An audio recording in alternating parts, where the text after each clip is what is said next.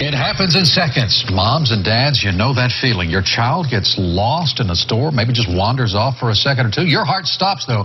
Panic sets in, and you think the worst.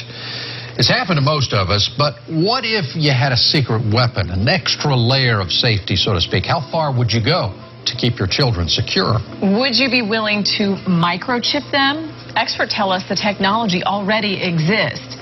Turns out one Bay Area mother is all for it, and she shared her story with our Melanie Michael. Chances are if you have a four-legged family member at home, it's already microchipped.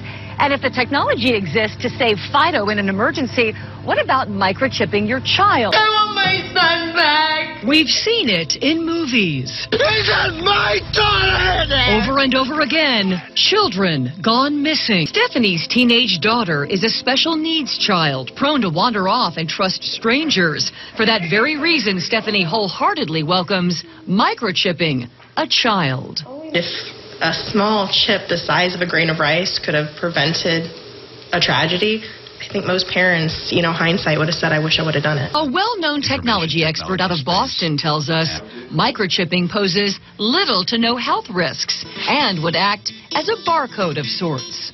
Without question, it could save a life. And it's the size of a grain of rice, very, very small. And the expert that we spoke with actually tells us that barcodes were introduced in the late 1960s, and back then people thought, this is way too invasive and too weird, and now barcodes are so commonplace that we don't even think about them anymore. The expert tells us this will happen sooner rather than later. But, have companies actually tried this? That's a different scenario.